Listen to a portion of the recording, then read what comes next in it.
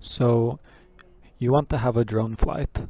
So the first question is, how do we do that? Now, if you were to ask me that, the first question that I would ask is, okay, where is it? Now, you tell me, oh, it's, half-mile away from the Des Moines International Airport. And I would be like, well, let me check my map.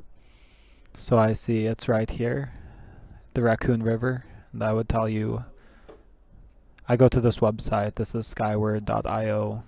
You can go to other websites too that will have this drone flight map on it where we are allowed to fly.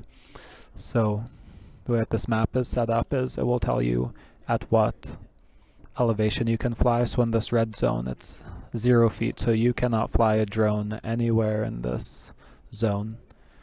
And here it goes out to 100 feet, 200 feet, and then you end up about 5 miles away, and it's 400 foot zone.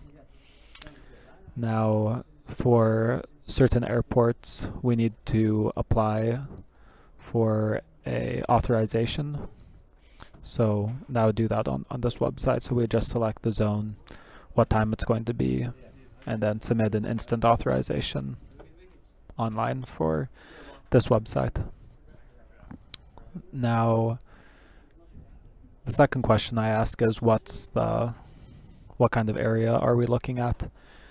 We fly under Part 107 rules from the FAA. So you can just go to FAA UAS. So there's a big long rule book that you can read if you want to, but these are the highlight of the rules. The biggest ones are you need to fly within visual line of sight, so that's usually about 1,000 or 2,000 feet, maybe 1,000 feet for the little DJI Phantoms. You need to fly at or below 400 feet. You can only fly during the daytime, no nighttime flights. Don't fly in the way of any airplanes, and don't fly directly over people. So and these can be waived in certain situations, but that would require an application process to the FAA that could take several months. So these need to be figured out ahead of time.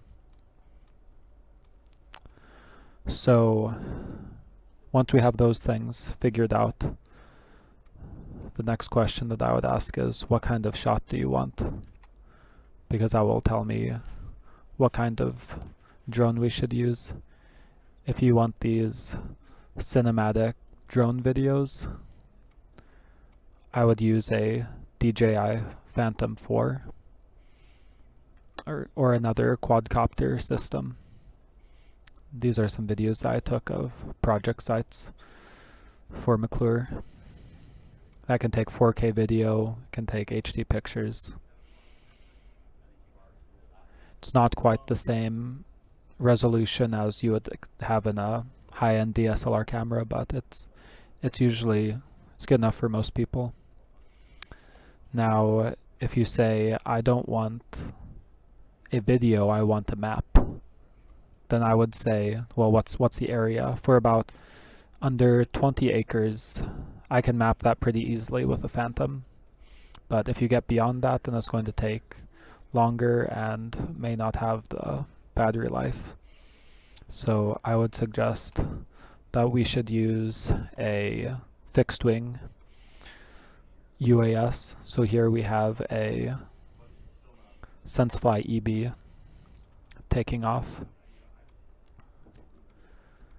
Now, these require a little bit more space. These don't take off straight up and down, so we're going to need, it's better for a wide open area, especially for this landing. Maybe about, I'm looking for about a football-sized field that I can land in, just to make sure that we're not hitting anything on the descent. So those are some questions that we would need to answer before planning a flight.